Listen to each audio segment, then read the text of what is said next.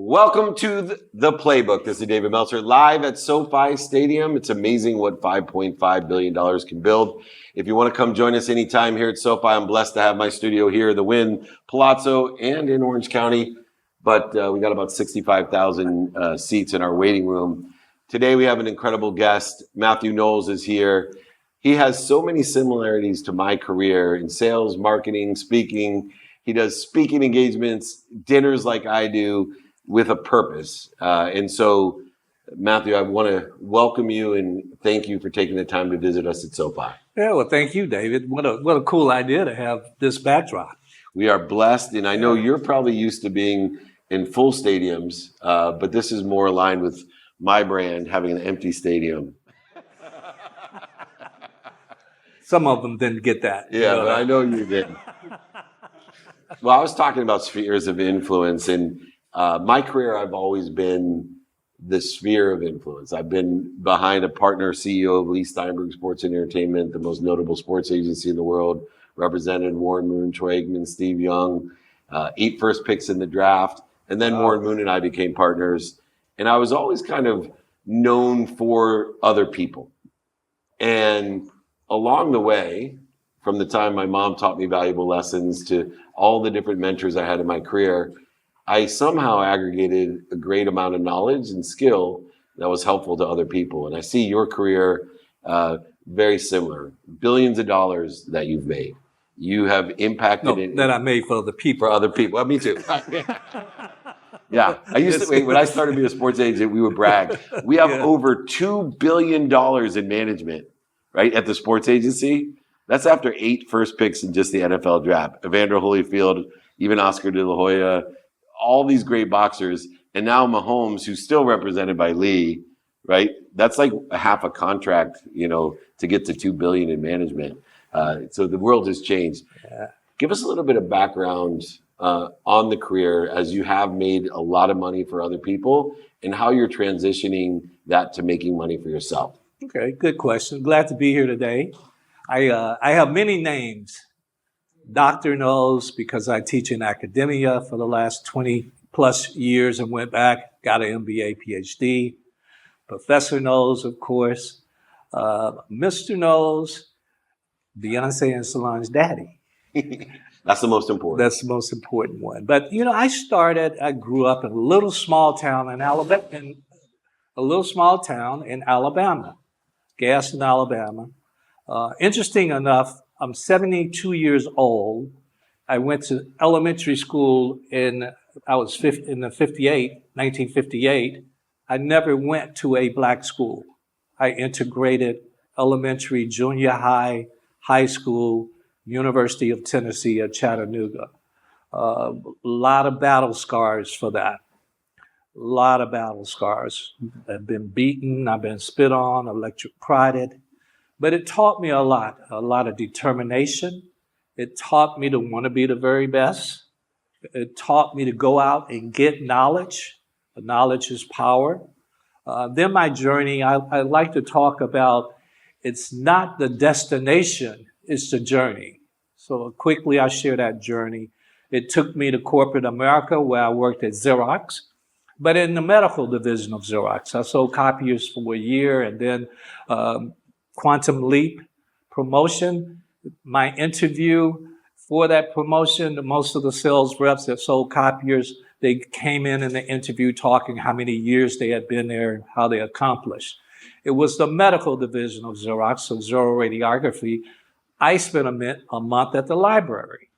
See, nobody else spent time learning the product. I did.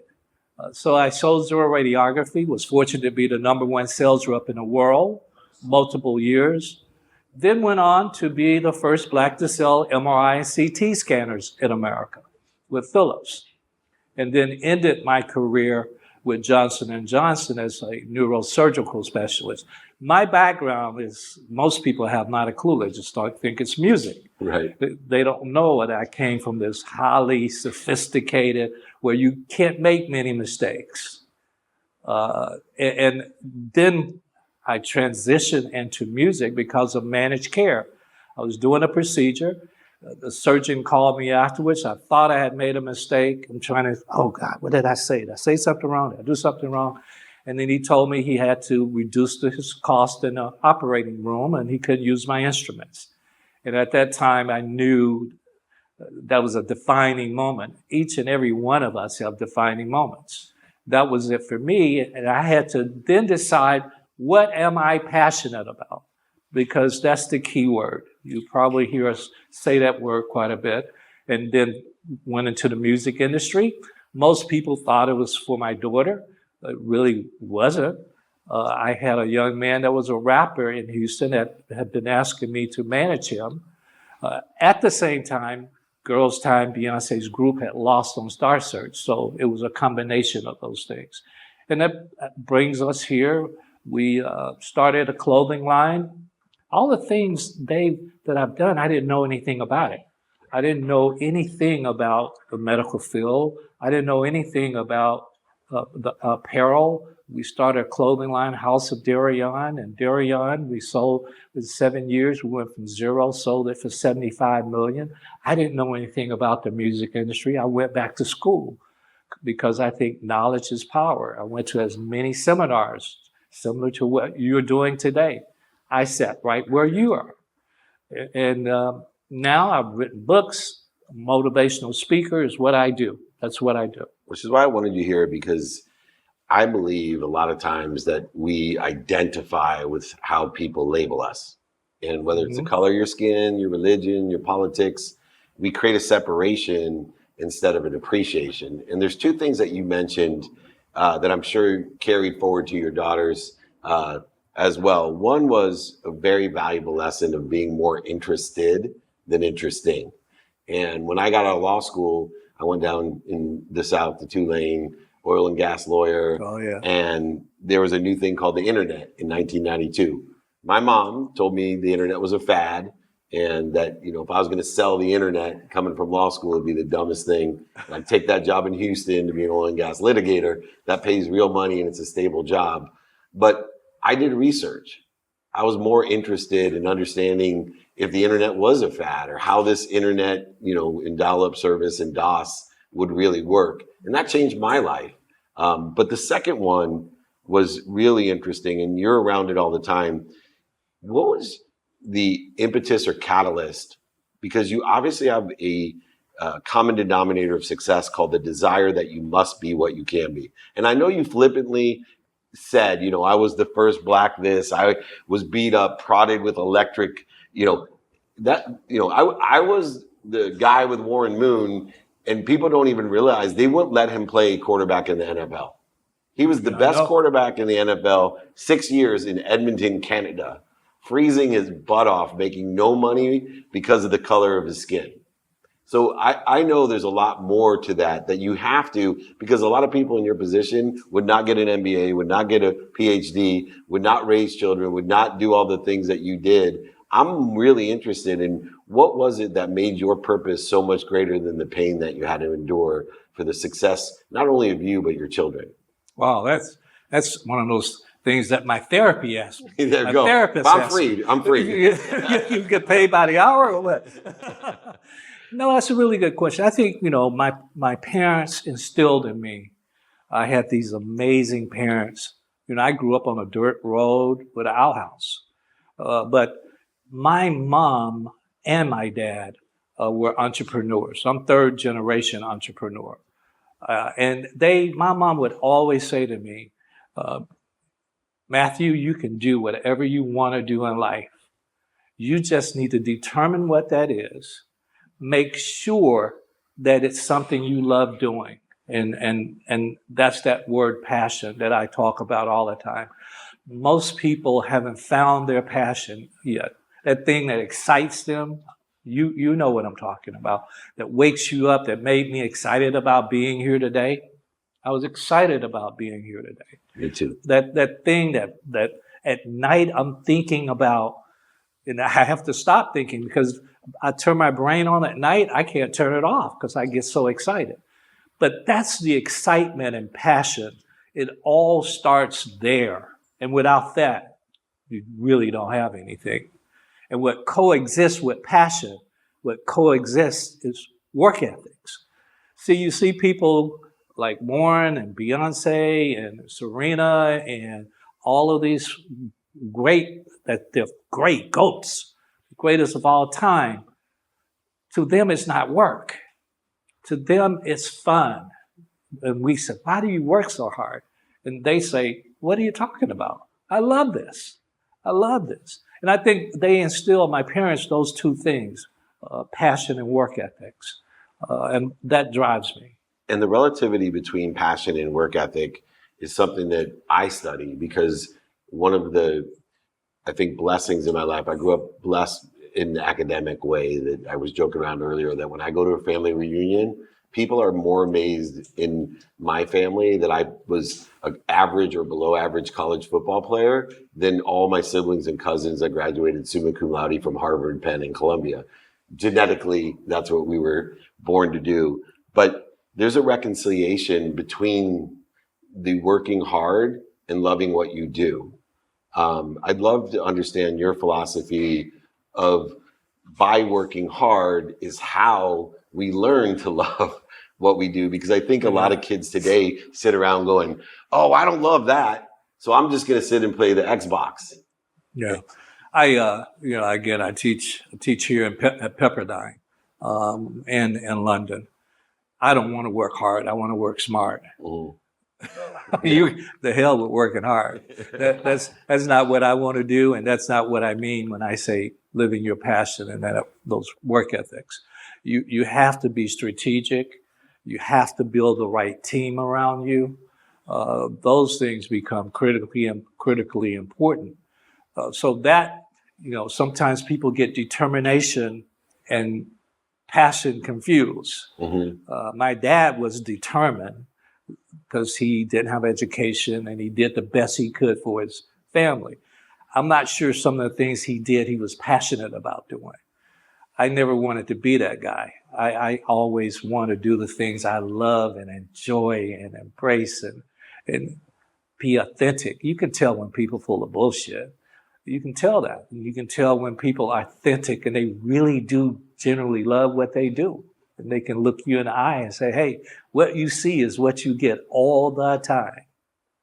And sales has been a big part of both of our lives as well. I got out of law school, ended up taking a sales job, even though my mom made me take the bar because she still didn't think the internet was going to work. And so she had a backup plan for me, doctor, lawyer, or failure in my family. But for you, sales has played an important role. I know you teach at Pepperdine and in London. You speak around the world. How important are the sales skills that you developed with the number one sales company in the world, which was Xerox? Yeah. And I was blessed to work for $1 billion company and learn how to sell, solution selling, spin selling, all the great Zig Ziglar, Dennis Waitley. You and I are old enough to know who these cats are. Right.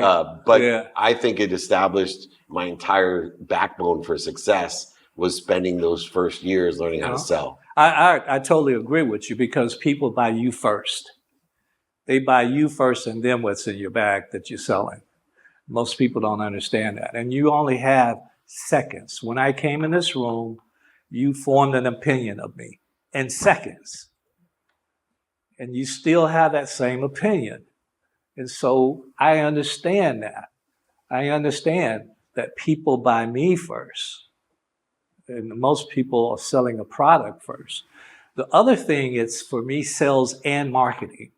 What differentiates me, my product, from all the others. Marketing is another key for my success. What can differentiate? For example, Destiny's Child was selling female empowerment. Most people didn't know what we were doing. We were selling female empowerment. Think about the songs: Independent Woman, Girls, Girls, Girls, Bills, Bills, Bills. They were female empowerment. And I knew exactly the strategy we were using. I don't even think the girls knew because they were so young, but that's an example of it. And predetermined branding. So you talked about when you walked in, people formulated an opinion.